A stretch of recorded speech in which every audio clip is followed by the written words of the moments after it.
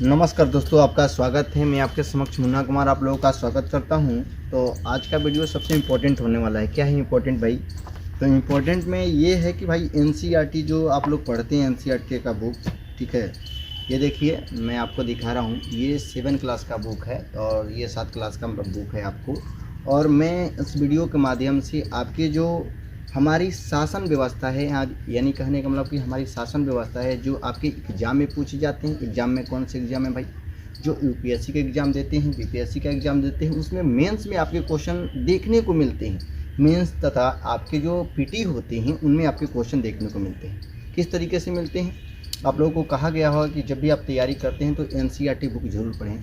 तो मैं आपको बारीकी से समझाने का प्रयास करूंगा कि आपके एग्ज़ाम में कैसे क्वेश्चन पूछे जाते हैं, ठीक है। तो आइए सबसे पहले पहला चैप्टर हम लिखते हैं और बात करते हैं। पहला चैप्टर का नाम है भारतीय संविधान की विशेषता, यानी संविधान की विशेषता क्या है और भारतीय संविधान की विशेषता क्या है। यानी कहने का मतलब ये है कि हर देश में अपने अपने के संविधान होते हैं, नियम होते हैं, कानून होते हैं, उन्हीं को संविधान कहा जाता है। उसी प्रकार हमारे भारत देश में एक संविधान होता है। क्या होता है भाई? संविधान होता है। तो उस संविधान की हमारी भारत की क्या विशेषताएं हैं, ऐसी क्या खास बात हैं कि जो हमारे भारत के अंदर है।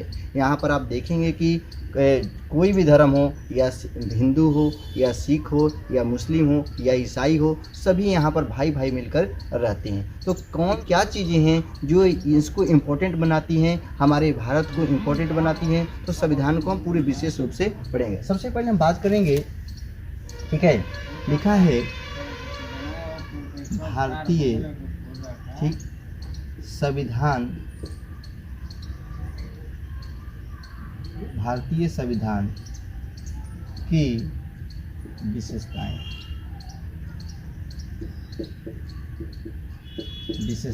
भारतीय संविधान की विशेषताएं को हम लोग देखेंगे कि भारतीय संविधान की विशेषताएं क्या है, ठीक है।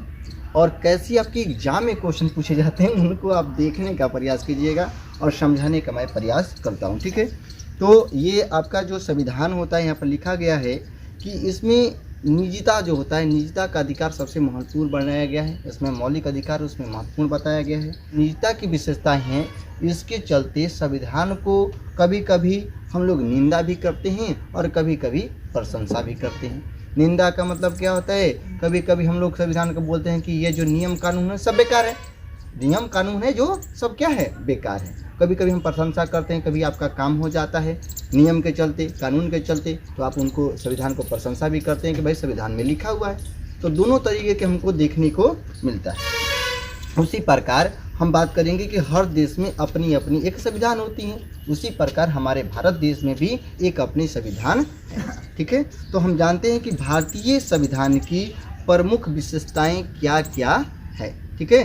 तो भारतीय संविधान की प्रमुख विशेषताएं क्या है, यहाँ पर आपको किताब मैं लिया हुआ हूँ और आपको मैं दिखा रहा हूँ। देखिए ये प्रमुख विशेषताएं क्या हैं, हम उनको समझने का प्रयास करेंगे, ठीक है। तो भारतीय संविधान की प्रमुख विशेषताएं क्या हैं, पहले हम जानते हैं विशेषताएं, ठीक है। लिखा है भारतीय, ठीक है, संविधान की प्रमुख विशेषताएं, प्रमुख विशेषताएं,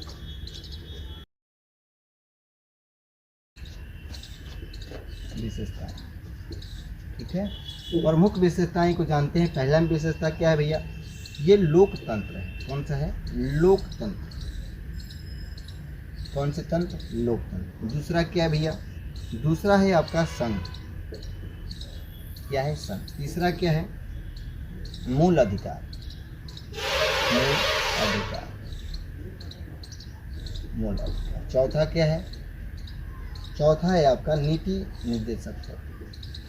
नीति, ठीक है, निर्देशक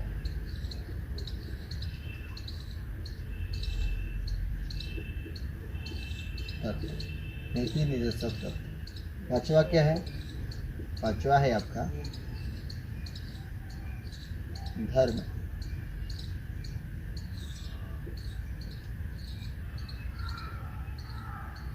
निरपेक्ष, धर्मनिरपेक्षता। ये जो हैं आपके यहाँ पर बात करेंगे, ये जो हैं आपके 5 जो हैं यहाँ पर विशेषताएं देखने को मिलती है भारतीय संविधान में। भारतीय संविधान में प्रमुख विशेषताएं हैं, हमने देखा, ये लोकतांत्रिक है, ये संघ है, ठीक है, इनमें मौलिक अधिकार हैं, नीति निर्देशक तत्व हैं और धर्मनिरपेक्षता है। तो हम पारापारी इसको देखने का प्रयास करेंगे और समझने का प्रयास करेंगे कि भाई ये है क्या, ठीक है। और जो भी संविधान है उनका जो संशोधन करता है वह करता है संसद, यानी यह जो संविधान में जो नियम कानून बना है संसद में, जैसे नियम कानून का मतलब क्या भैया, नियम लगाया गया है कि भैया 18 वर्ष के जो बच्चे हैं, बच्चियां हैं, उनको शादी करना है, उससे कम उम्र के बच्चियां को शादी नहीं करना है। अगर संविधान को संशोधन करना है कि नहीं भाई अब 18 नहीं, बहुत कम है, अब 21 वर्ष करना है, तो उसका संशोधन कौन करता है? उसका संशोधन करता है संसद। कौन करता है भैया? संसद। आइए हम देखते हैं संसद कौन करता है। संविधान का संशोधन, यहाँ पर बात करेंगे सभी संविधान का संशोधन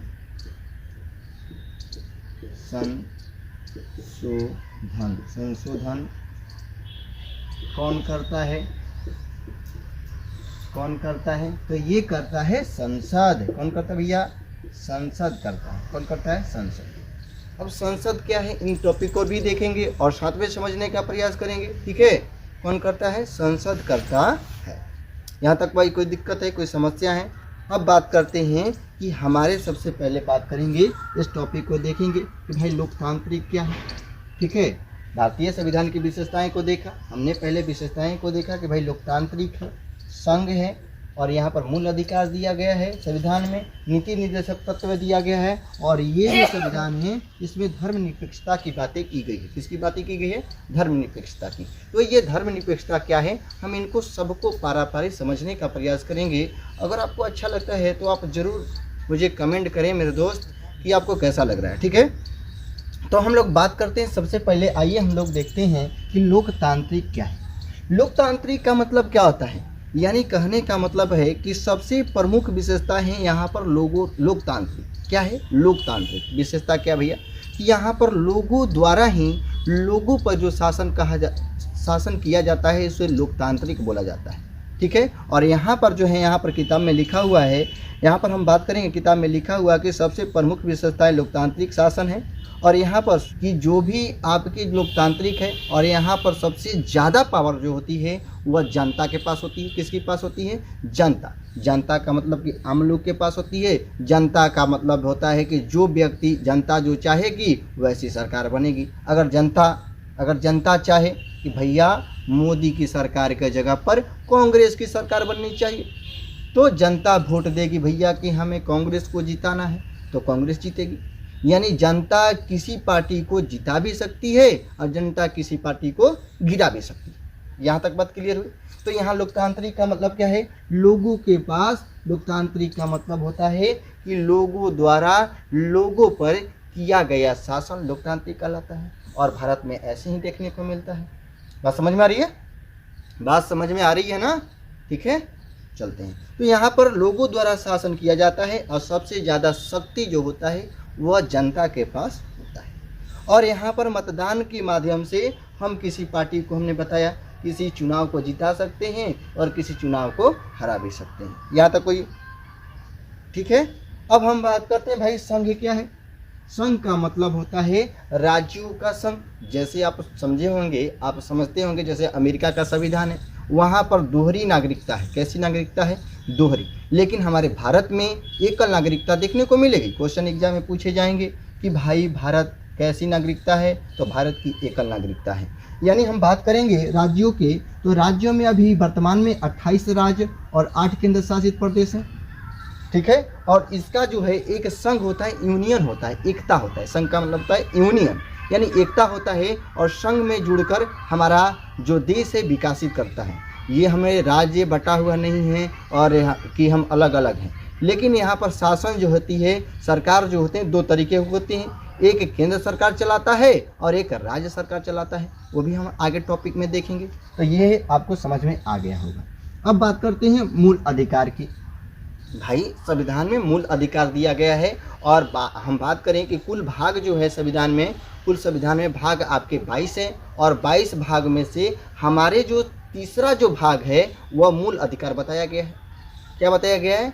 अगर संविधान में 22 भाग में से अगर तीसरा जो भाग हटा दिया जाए तो हम लोग दक्षिण कोरिया बन जाएंगे, यानी हम लोग गाय की तरह बन जाएंगे। जो सरकार कहेगी कि भाई भैंस है, भैंस की चलिए यहाँ पर बैठिए, यहाँ पर खाइए, यहाँ पर रहिए, बात समझ आ रही है ना, तो यहाँ पर खाइए, यहाँ पर सोइए, तो वैसे बन जाएंगे। लेकिन हमारा भाग जो 3 है, भाग 3 हम बात करेंगे, टॉपिक पर चर्चा करेंगे, जो भाग 3 हैं उनसे हम लोग स्वतंत्र रहते हैं। भाई हमारा मौलिक अधिकार है, ठीक है, जैसे बोलते हैं मेरा मौलिक अधिकार है, ठीक है। तो यहाँ पर मूल अधिकार की बातें हो रही है। इसमें लिखा हुआ है, ठीक है, संविधान के हर नागरिकों को मौलिक अधिकार दिया गया है।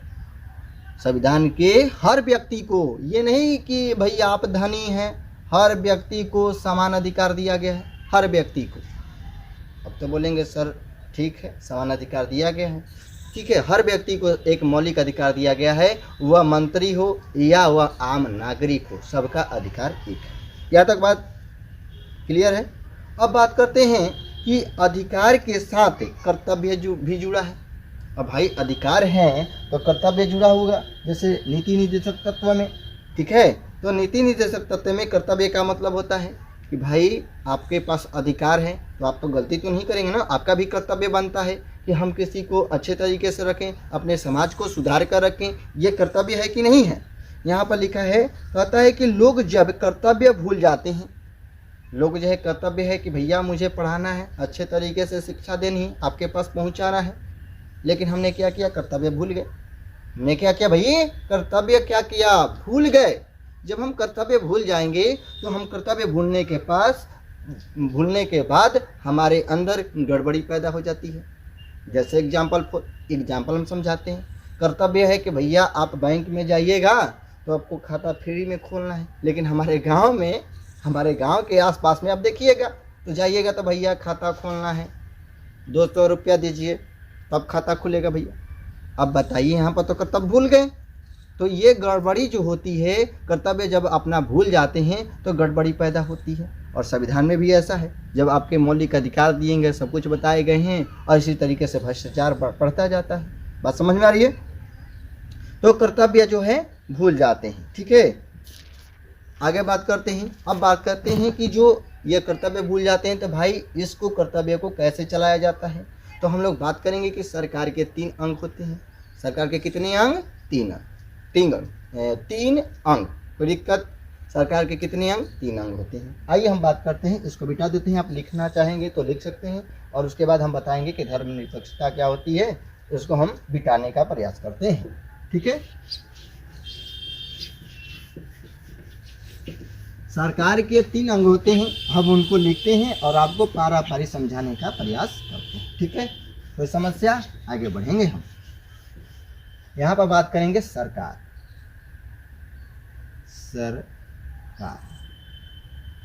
सरकार की बात करेंगे तो सरकार के हमने बताया कि भाई 3 अंग होते हैं। कौन कौन अंग होते हैं? आइए हम देखते हैं।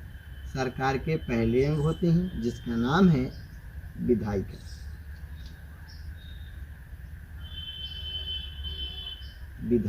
क्या नाम है? विधायिका। सरकार के पहले अंग विधायिका। दूसरा का नाम है कार्यपालिका। क्या नाम है? कार्यपालिका। और भाई तीसरे अंग का क्या नाम है? अब भाई तीसरे अंग का नाम है न्यायपालिका।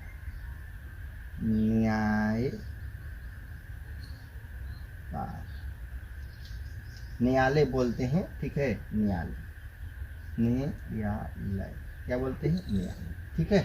पहला हो गया विधायिका, दूसरा हो गया कार्यपालिका, तीसरा हो गया न्यायालय। यानी सरकार की ये 3 अंग होते हैं। कितने अंग? 3। कोई समस्या तो नहीं है ना? तो आप देखने का प्रयास कीजिएगा और समझने का प्रयास कीजिएगा कि सरकार के 3 अंग होते हैं। पहला होते हैं विधायिका, दूसरा होते हैं कार्यपालिका और तीसरा होता है न्यायालय। अब भाई 3 अंग होते हैं। अब भाई हम बात करेंगे कि विधायिका क्या है, अब बात करेंगे कि फिर कार्यपालिका क्या है, और फिर बात करेंगे न्यायपालिका क्या है। हमने देखा कि भाई सरकार चाहिए, बड़ी गड़बड़ी हो रही थी। जब गड़बड़ी होती है तो सरकार की ज़रूरत होती है। जब हमारे घर में आप देखते हैं कि घर में गड़बड़ी होती है, कभी हम लोग रोटी के लिए झगड़ा करते हैं, तो कभी पढ़ने के लिए, तो कभी कॉपी के लिए, तो जब गड़बड़ी होती है तो पापा के पास जाते, पापा आंटी कर रही है, आंटी किया है भैया, पापा समझाते बेटा ऐसे नहीं करना है, ऐसे नहीं है, समझाते हैं। ठीक है, उसी प्रकार हमारे सरकार को चलाने के लिए 3 अंग है। पहला है विधायिका, दूसरा है कार्यपालिका और तीसरा है न्यायालय। अब भाई इसका क्या काम है, काम को भी देखेंगे और समझने का प्रयास करेंगे। ठीक है, यहाँ पर कोई दिक्कत है, कोई समस्या है, अभी इसके बारे में जानेंगे। यह विधायिका जो होती है ये क्या करती है, किसी नियम को बनाती है।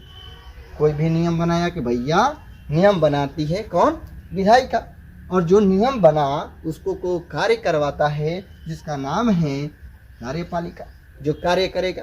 यानी हमने नियम बनाया और काम करवाने वाले दूसरे हैं, और उन्हें सजा देने वाले जो हैं वह है न्यायपालिका।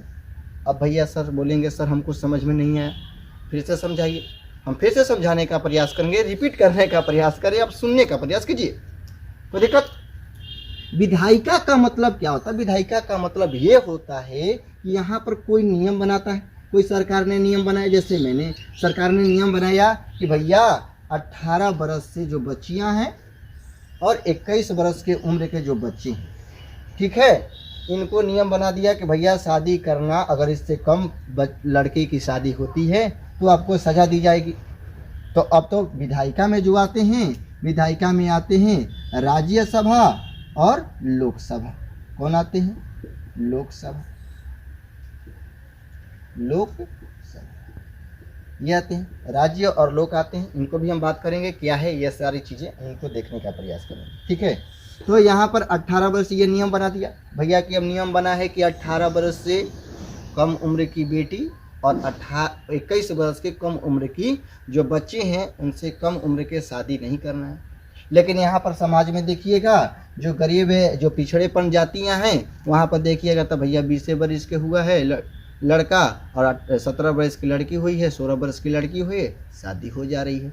तो जब यह कार्यपालिका पालन नहीं करता है तो यहाँ पर आते हैं पुलिस अधिकारी भी आते हैं। जैसे कार्यपालिका में कौन कौन आते हैं, डीएम आते हैं, सीएम आते हैं, ठीक है, और आते हैं पीएम। कौन आते हैं, पीएम। डीएम का मतलब होता है डिस्ट्रिक्ट मैनेजमेंट और सीएम का मतलब होता है आपका चीफ मिनिस्टर आप जानते हैं मुख्यमंत्री को कहा जाता है, और पीएम का मतलब होता है प्रधानमंत्री। ये कार्यपालिका के अंग है। क्वेश्चन पूछेगा भैया पीएम किसके अंग हैं, कार्यपालिका के अंग है, सीएम किसके अंग है, कार्यपालिका के अंग है। तो बोलेंगे सर पुलिस भी कार्यपालिका के अंग है। कोई समस्या है, कोई समस्या तो नहीं है ना, तो समझने का प्रयास करेंगे। ये कार्यपालिका के अंग है। और जैसे एसपी भी कार्यपालिका के अंग है। कौन है, एसपी। अगर कोई दुर्घटना होती है, अगर भाई आप इस शादी को से इनकार करते हैं, पता चलती है, तो क्या जो बनाया है वह जाता है, ये लोग जाते हैं भैया, ये जाएंगे ना, समझ में आ रही है भैया। इन्होंने नियम बनाया, क्या बनाया, नियम। जब इन्होंने नियम बनाया तो कार्य नहीं कर रहे थे तो ये जाते हैं, एसपी पुलिस जाएगा, पकड़ के ले जाएगा। लेकिन उसकी सजा कौन सुनाएगा, तो सजा सुनाता है न्यायपालिका। क्या सुनाता है, न्यायालय में आप जज देखे होंगे, एक सुप्रीम कोर्ट होता है, एक हाई कोर्ट होता है, ठीक है। तो उसी तरीके से छोटे न्यायालय में जाता है, वहाँ पर फैसला सुनाने का कार्य किसको दिया जाता है, तो वह दिया जाता है न्यायपालिका। पुलिस का यह अधिकार नहीं है कि किसी व्यक्ति को पकड़ कर मारे, डंटा मारे, उससे सजा बुलाए, ये इसका पुलिस का काम नहीं है। ये काम है न्यायालय का। न्यायालय बताएगा कि मुजरिम है या नहीं है, न्यायालय का काम है, ना कि पुलिस का काम है। पुलिस का काम है, वही काम है कि भाई जो गलती किया उसे पकड़ कर ले जाना, सजा सुनाने का काम किसको है, न्यायालय। यहाँ तक क्लियर है, कोई समस्या है, कोई दिक्कत है। अब हम बात करते हैं, यहाँ तक हमने देख लिया। हमने देखा कि भाई सरकार जो होती हैं, सरकार 2 तरीके की होती हैं।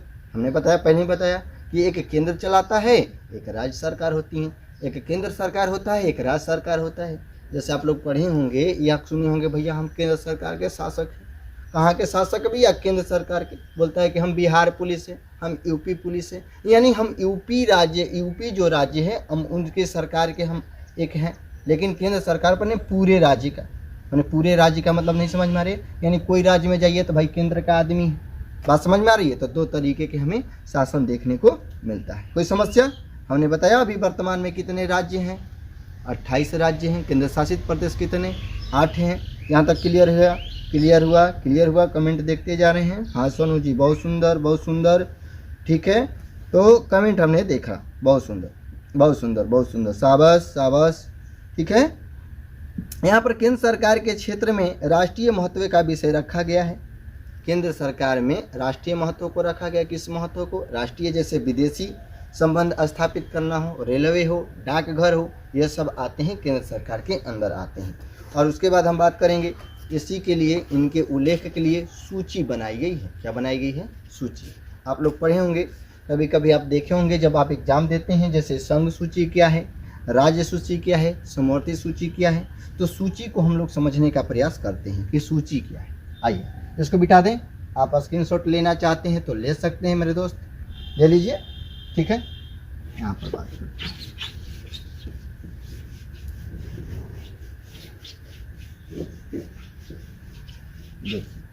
अब बात करते हैं कि भाई जो है सरकार होती हैं